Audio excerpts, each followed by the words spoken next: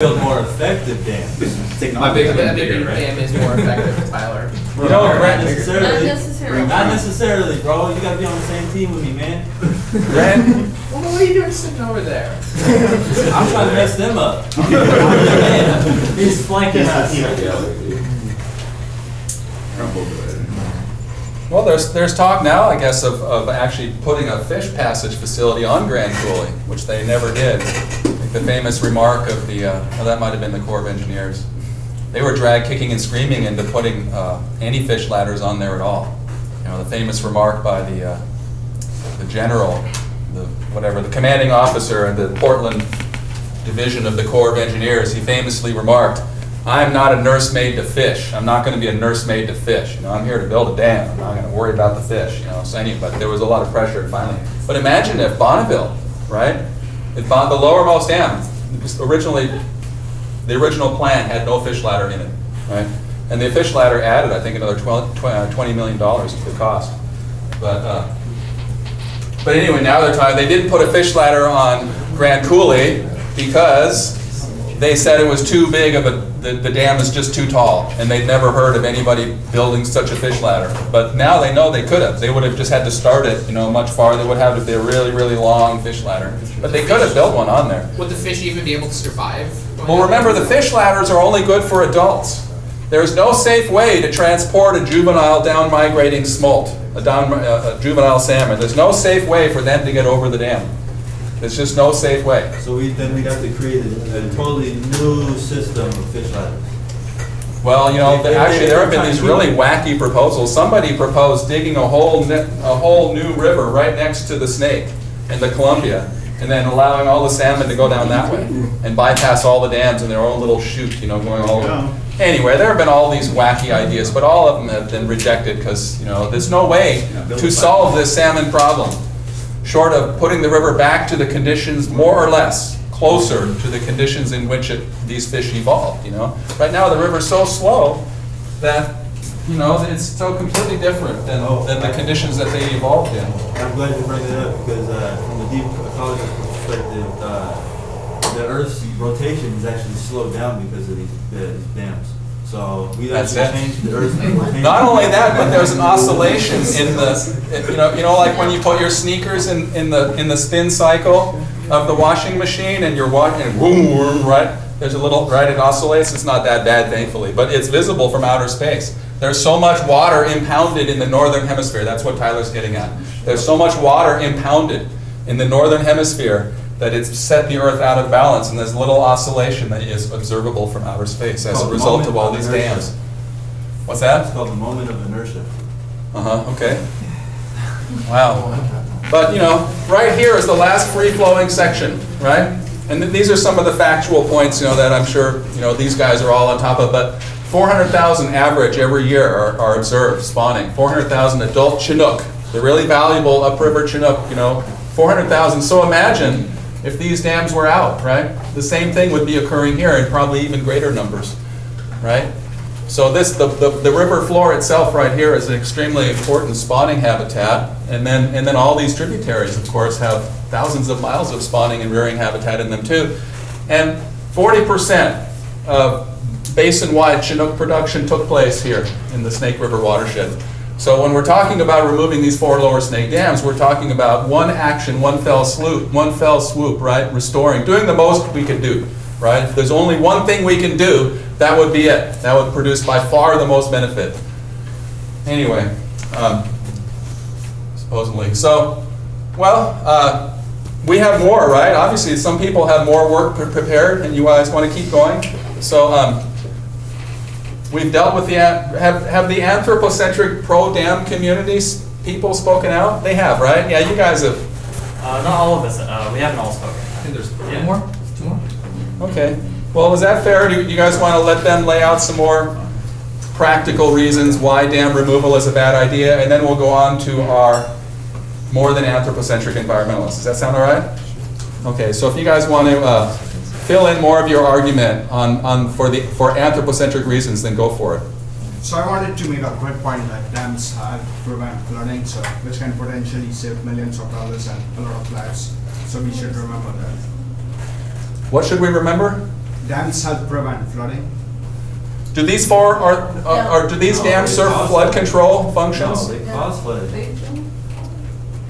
These dams have no flood control functions, so we need to be careful. However, although the dams, the 4 lower snake dams weren't built for flood protection, there is an extensive project that the Army, by the way, I'm a representative of the Army Corps of Engineers.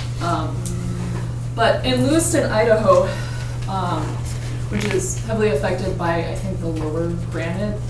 Yeah, that's right here, right across the River border. Dam. Although it's not technically like part of the dam, it is part of the project of the lower Granite Dam. We have constructed around 8 miles of levees around Lewiston, Idaho to help protect community members and their property from flooding that naturally occurs.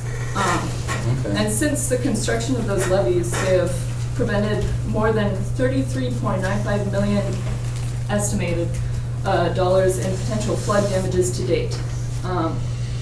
So there's that. I mean, the dams may or may not have some flood control benefits. If there were if a flood did occur in the lower Snake River dams, the dams would help control it because we have, with a dam on a river, we just have more control of the water levels in general. So if there was a flood that did occur, although they don't naturally occur that often in that area, then we would be able to control it much more easily than if the dams weren't there. Okay. So I think what you're saying is that system-wide, they do serve some flood control by, right, holding up water here and there, but hydrologists or dam engineers, they call these run-of-the-river dams. Run-of-the-river dams are not designed to store water. Yeah, it's not their main function. Yeah. But in conjunction with some of these with these other dams down here, the argument could be made that they have some indirect flood control benefits. You're right. But that's not really the barge guys. Our barge operators, that's the real heavy political muscle in Washington and the agencies. You know, you're the main part of the iron of that corner of the Iron Triangle. Those barge operators, and there's some irony, you know, because as Lewis and Clark were coming down, I think they came down the Clearwater. I believe they came down the Clearwater like this. And anyway. And then this is Lewiston, and right across the border in Washington is Clarkston. Isn't that cute? They've got Clarkston and Lewiston right next to each other. Anyway, but what that was their vision of this part of the world. This was a great, wonderful place to move stuff, right? It was a navigation corridor. That's how Lewis and Clark had been. And sure enough, that's the main reason why we have at this point, right? The hydropower is negligible. Flood control is negligible. Irrigation, negligible, right? The farmers are going to have to invest in some longer pipes, basically, they can still keep drawing water out of the river, though. They have water rights. They don't need to have the reservoirs. So really, the last thing that's keeping those dams in place are the barges and the navigation values that are generated. So really, this debate now, that's why this focus on, on rails versus barges, maybe that is a really important part of it. If we're going to be rational about all this, right, and really try to make a rational decision about the future of our lower Snake River, then maybe that's a really big part of it. Right. I think that our expert on irrigation might have something to say about the irrigation effects being negligible. Okay, really? Yeah, I shouldn't. We got one more. Can I speak real fast before you go? Yeah, go ahead. You said that electricity is negligible, but it is 12% of the power in the Federal Columbia River power system for those 4 dams.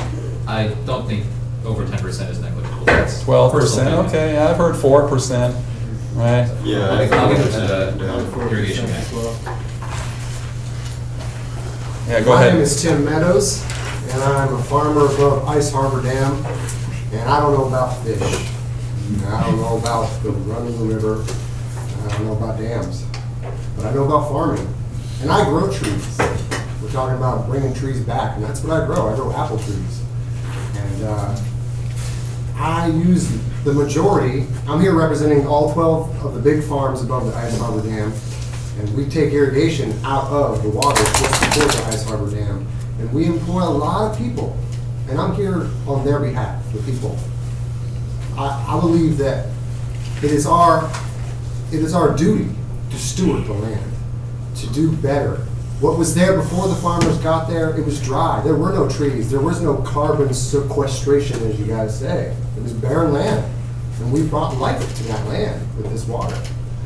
I did a little research on it, and the Army Corps of Engineers did a report in 2002 that said it would cost us $30 million to replace the irrigation. Excuse me, $300 million to replace the irrigation to our 12 farms there. That would have to be shouldered by us, the farmers. Now, we did some calculations, and we would go out of business. It would be better for us to stop business rather than to spend the $300 million required to bring irrigation to these farms. And we're talking about thousands of jobs here. Now, I hear arguments about recreation, fun. These are jobs. These are people's livelihoods. A lot of these people don't even have time for fun because they're taking time to make their family's welfare better. They don't have free time because they're working on these farms. And you're talking about recreation and fun in the sun, frolicking in the trees, swimming in the waters. This is people's lives we're talking about here. Now, there was talk of the rights of the Indian treaties, and my heart goes out to these people. But the workers on these farms and us, the farmers, we did not take this right from them. It is not up to us to sacrifice for them. We're talking about instrumentalizing, now not fully instrumentalizing, but instrumentalizing these farmers and these people so that we can make a right that was not done by us. And I find that deeply disturbing. I find it deeply disturbing. That's all I have to say. Yeah, Tyler, go ahead. So if you went out of business, would all those apples be free? No, they'd be dead. They'll be dead. Why would they be dead? Could we eat them? Like, so wait. Let me. Don't interrupt me. Let me walk you. The trees would die of thirst. Let me crawl you through this because you guys are obviously babies about this, right? So if they went out of business, if they went out of business, that means that those apples would no longer be charged for. They wouldn't cost any money. So therefore, they also wouldn't farm. Is the thing you have to intervene? Who said that? Apple trees grow. Hold up now. I'm talking now. Hold up now. I got something to say. So apple trees will not grow without humans? Not in that So part of apple trees will not grow without humans? Not in that part of Eastern Oregon, dude. Maybe you should take a trip over there. It's barren, dry. You know, So you say the apple trees would just die if their humans weren't there? Because of the irrigated Yeah. water that they bring over there, so that's why the land gets supplied with water. Take a little So trip the up to dams Eastern government- Washington. So then maybe we don't need apples then. you're right, we don't. Yeah, that's You're right. I should- What's more important?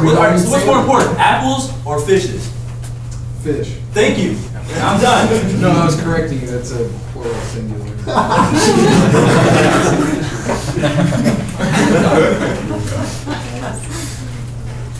All right. Well, Well, maybe if we grow enough apples, then we won't have to use them. You can't survive off of apples, I'm sorry. It's impossible. Name one person that survived with Johnny Appleseed? No. Apples can't survive without water, so we gotta charge lots of money for them, I think is the point of what you're saying. I don't know. But if we set the irrigation system up for us as a people, right? All right, so did God create the irrigation system? No, we created it for us as humans. So therefore, it's for us. So why should we have to pay for it if it's for us? If we created it for us, why should we have to pay for it? I think Because your argument humans is are all greedy. centered around the fact that you don't like capitalism, and that's not what we're. It's not about discussing right capitalism. now. I'm It saying is. that we We're created it arguing- for we're us. arguing It's not about privately capitalism. owned. That's It's not all privately we're owned. arguing all the time. My argument is not privately owned. It's not privately But you're owned. saying everything should be for us because it's ours. Well, that's what your Because it argument should be is. free. That's what your No, you're saying it should be free because it's there. What did God say? Isn't that What does the- God say all about the it? What does God say about it? What What does God say about God it? didn't say anything What does about God say about charging it? people. You also think. Is it because God said this like a What does God say about like slam it Well, I would like to know what We God should get says. back to I would like to know what what God we're says doing. about this. Well, okay, you're up. I would like to know What what is God God, says about well, you're a deep ecologist, All and right. you make some pretty strong metaphysical commitments, so you have to help us understand the more than anthropocentric reasoning So what we're talking to about remove these dams. is a perfect closed loop system. We're talking about a perfect closed loop system, perfection. Nothing needs to be intervened or anything. No matter without us or with us, this earth will be around and has been around for millions of years. There's no debating that. Without the earth, we would not be able to survive. That is a fact. We need the earth. So what we're doing to the earth is wrong because we need it. It's just wrong. We need the earth. We need it. We can't live. What are we going to do? Live in space We're about to go and to eat Mars. each other? No. And what are we going to do? Live in space and eat each other? Turn into cannibals? We're about to go to No. Mars, man. I don't know. I think a reasonable argument against that Yeah. is because we depend on the earth and we are here and we have survived so well on it that we need to change it to now populate. Your idea would work, but I believe it can't anymore because we've overpopulated the earth, which may be a problem in itself. Can you prove that right now with facts? How do you prove that we have actually so overpopulated the earth? the way you improve that is you remove all human-made things and see how many people can still have enough food, have enough water, and live lives. You're talking about a hypothetical situation, bro. Okay. We can't do that. If we can't. So you're talking about hypothetical situation. I'm talking about real life now. I'm talking about an earth, perfect closed loop system that supports life. And we're talking about trying to intervene to make it better. Okay. We seriously think that we can make this better? No. Everything that we've done, all right, so everything that humans have created has proven to be unsuccessful. All of our systems that we've created have not worked. They have not worked. If the If we dam, remove them all, basically, if the in what dams that context? humans put in were effective enough to sustain human life, we would not be here debating this. Exactly. But So if what we have done in just a fraction of time that this place has existed worked and truly benefited Everybody. humankind and everybody, then we would not be here debating this. There would not be an issue of salmon restoration or dam removal, because if the system that anthropogenic people put up worked, why would we be here? Well, we would, if it worked, we would not be disagreeing like this. We we're would not be arguing talking like about this. whether the system works or not. That's not our essential debate here. We're But that's talking my about the debate, moral- though. But you, neither We're talking of you about the were in morality this. of the system, It seems to be a, which is the question, not whether it works or not, because it seems to be working pretty well. It's sustaining our life here in Portland, over in Lewiston, wherever. But the question is the morality. But how long can this sustain it? How long can this go on for? Well, if you It take can't go on It's forever. not gonna sustain us at all. This can't go on forever. How long do you think these dams can support our life? You're saying it's supporting life. How long do you think that this can go on for? Well, if you took out all of our human-made systems, how long would it sustain us? We've been here for thousands of years before those man-made systems. in What are you much talking lesser about? population. Yeah, I was- That's what I'm saying. considerably lesser populations. Considerably less, Without yes. no one. And Tyler, we're not talking about this is not a day to talk about removing all these dams. We're only talking about these four, so maybe you're No, setting if you yourself remove up. one, from a deep ecologist, if you remove one, you have to remove all of them. You cannot just keep them up there because you have proven that one is ineffective. And if one is ineffective, they all are ineffective. But And they they all must go. They all must go. If you take that one, they all must go. Oh, now ecologists, fish biologists will instruct us that dams located in the upper watershed have far less adverse consequences Less, that because doesn't there mean are they don't fewer have fish consequences. passing there. So, for example, so really we're talking about a question of scale. And that's how I've always tried to introduce many of these moral struggles. It's not a question of all dams or no dams. It's a question of at what point do we maximize the harvesting of value in all its forms, all these various forms of value that the river generates, So this is why I'm including so- falling water generates kilowatts, This is why I'm right? so worked up then, because you guys have us here picking the worst of two poisons, and I don't want no part of that. I don't want no part of picking the worst of two poisons. I want to pick Earth. I pick Earth. They supported us. It created us. We are here because of Earth. I don't want to choose the lesser two evils. I'm not choosing that. I'm choosing Earth. I hear you. I hear that argument, absolutely. Yeah. But it's just that we set up a model hearing on these 4 Lower Snake dams, and I don't think advocates of the 4 Lower Snake dams need to commit themselves to removing all the dams. That I think they can more effectively restrict themselves to the claim that these 4 dams are in excess of what humans can reasonably harvest from the river. All right? Humans harvest a whole bunch of different kinds of value, but 2 broad kinds of value. The 2 biggest kinds of value that we harvest from the river are salmon and kilowatts, right? And so the question for resource managers perhaps ought to be, what ideal combination should we settle on? What ideal combination of kilowatts and salmon should we settle on? Actually, I think the biggest harvester that we get from the river is the water. We get more water than fish and Yes. kilowatts. So that would be we get more. So water would be what we're Yes. talking about. Yeah. But beyond, okay, water is the number 1 value that the river provides us. And Yes. as dams have proven that they are destroying the water. What's that? Someone has an important point here? No, clean. No, I gotta say. Dams don't clean the water. Dams dirty the water, no question about it. In fact, Celilo Falls, ecologists think Celilo Falls served a really important function in helping clean the river and So my question is, what are we and gonna do aerate to the clean river. water? So Oxygen. now, we did all this talk about all this other stuff. What are we Yeah, I gonna do know. about cleaning the water? But when we Yeah, talk about the clean- 4 Lower Snake dams, can't we just restrict ourselves to just those and the effect they have on the overall value of the watershed, of the Yes, of the I'm Columbia saying, Basin? From a And deep perspective, what- a deep perspective, you take down one of them, you have to take down all of them. No, So it's just not. you prefaced the assignment in this project in these 2 hours with those rules so that we could have a constructive conversation. So can we please have that? Because this is ridiculous. Right, I think we stayed a lot in our territory, the anthropocentric territory, but I think it's time to step into your guys' hunting grounds, right? Sure. Bring out the FTA. Okay.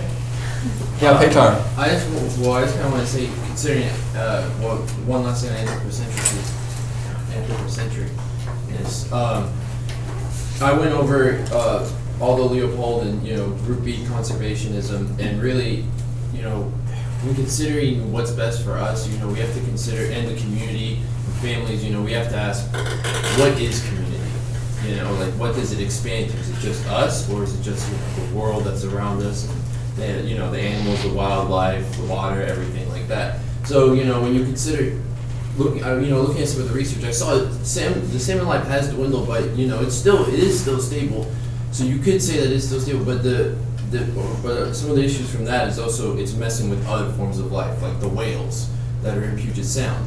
Since their main source of food is the Chinook salmon.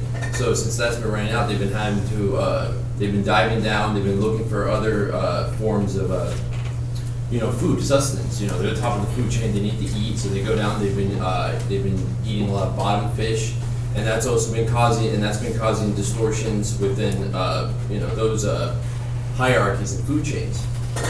And so, when, right now, it may help out the community for just people and everything if we keep them, but when you think about it down the line, if we keep causing disruptions within the, but we can't just, there's a lot of implications, so, it takes like a balance between, the environment and humans to find something that is sustainable and that can help us keep sustaining ourselves while the world is still running and, we don't overuse our resources. Because if you mess with the food chain, animals will start, they go and try to find food in other places, and it's just a long chain reaction that causes lots of, different sources of food to be gone. And in the long run, that's not going to be good. I don't know if any of you have ever seen a movie called Soylent Green.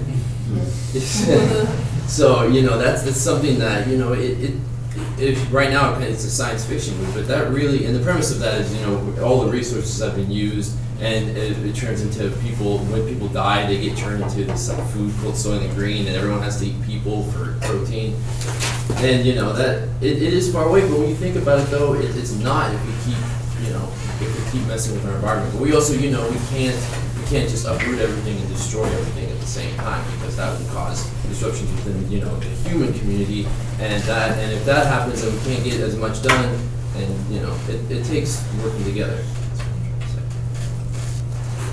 That's some very helpful contributions to our, that's kind of a bridge, right? The Group Bs are that bridge between the conservationists and the radical environmentalists. And I like So a it's, lot. yeah, a good place to start talking about the more than anthropocentric perspective of the Group Bs. Yeah. It's good too, because it gives, when you consider it, it gives legal rights and moral rights, because when, you know, you're considering everything, not just humans, so you're taking in morality and everything. But at the same time, you're also giving yourself a chance to give legal rights to things that, you know, don't have legal rights, so they can fight for themselves too. It kind of evens out the playing field.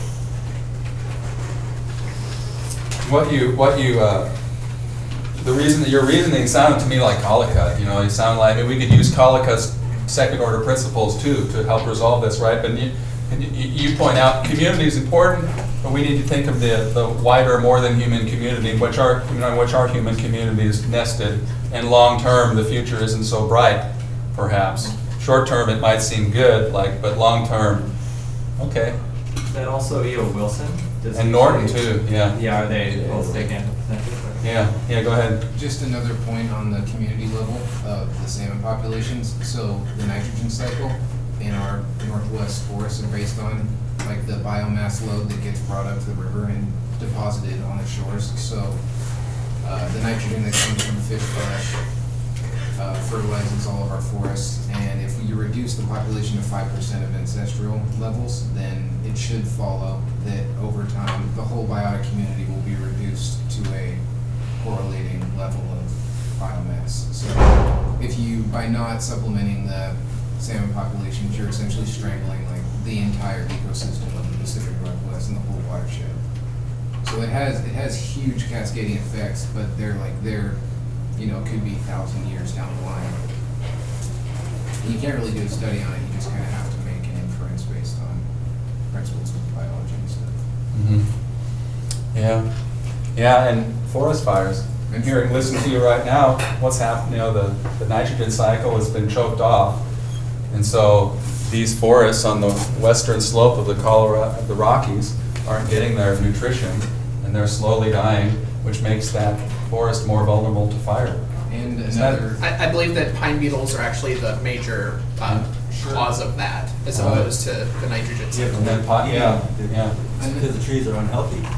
but what doubles that effect is you get like nitrogen fixing rhizobia in the soil, and when you take away their nitrogen sources, they don't have they have no reason to have a mutualism with trees, so they die off, and so more and more nitrogen is washed off in heavier rainfalls as we get climate change.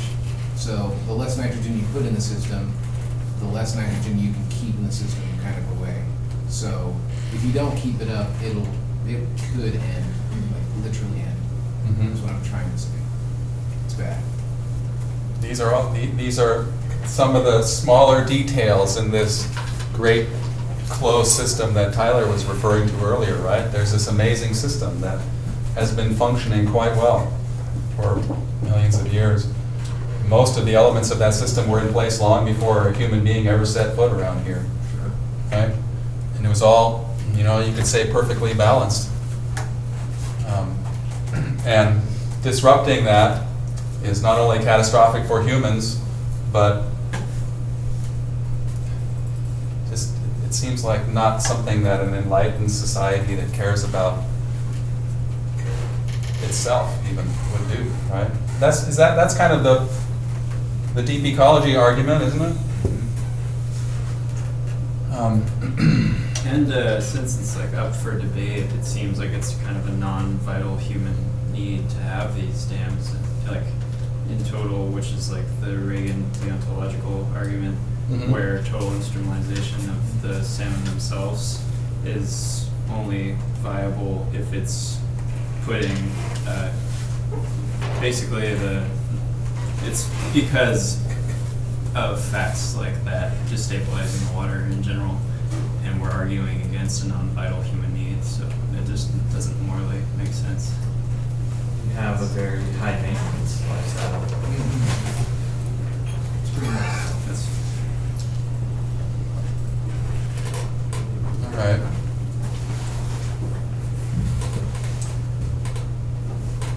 So it's not a lifeboat situation then? But is it either way? It is with our lifestyle though. Is it either way? Choose to, if we don't throw the lifestyle overboard, then we gotta choose whether or not we want this lifestyle or we want Earth. We want to live for however many years we possibly can. And I think that's the goal of this, right? Is to. So which humans' vital needs are to be protected? What? You know? Anthropos Walmartus? Right? That Anthropos Walmartus has tremendous vital human needs, right? They need to buy all that stuff at Walmart. That's absolutely necessary, right? And so if we're talking about, then yeah, we're got vital human needs, and it is a lifeboat situation, right? And we've got to choose. We're either going to throw overboard Snake River water resources, right, which we're doing now. We need to keep throwing them overboard in order to save the planet as a whole, right? That would be characterizing our situation as a lifeboat situation, but it's probably not a lifeboat situation because we don't need to be Anthropos Walmartus, do we? We can be Anthropos Henry David Thoreauus or something, right? Right? We can be, you know, living on Walden Pond very, very minimally. It's debatable whether or not that would be possible. I was hoping to have made the argument that we could maintain a industrial/post-industrial society without the 4 Lower Snake dams because the power generation could come from other places, like water services would be able to come from other places, transportation, etc. That was what the argument There you go. I was hoping to make. Yeah. And my man right here, he had a good argument about the redundant argument that is going on right now about how we were trying to instrumentalize and do this. He explained it better at the beginning. Oh, well, is that it's just a make-work project, and you can use the same logic for a make-work project to destroy it? It's the same idea of a surplus that's a temporary surplus by making the dams is the same as a temporary surplus of destroying the dams. And irrigation too, like that money that we spend putting into infrastructure is not something that farmers are gonna have to pay for. Yeah, that can be government subsidized, as well as creating those irrigation systems is a job surplus. It's a temporary one, but it's a much more like massive job surplus than building any one of those particular dams. So if you want to still use that logic for why the dams were put up in the first place, you can still use that same logic to say, okay, well then I guess we should build this irrigation system. Exactly. Redundancy. I mean, you also have to consider the amount of money that we'd be saving, the 230 million that we're spending to transport the salmon across the dams. Yeah. Mm-hmm. And that would go into the budget as well. And that's just those 4 dams. Yeah. Status. That's 230 million off of this 4, but yeah, it's huge. Imagine how much we could save on all the other dams. If you get rid of all the dams, you still have to build up infrastructure to produce the power you're taking away from the dams. So Well, it's not, last you're year- not just saving $230 million off the bat. Last year, the government invested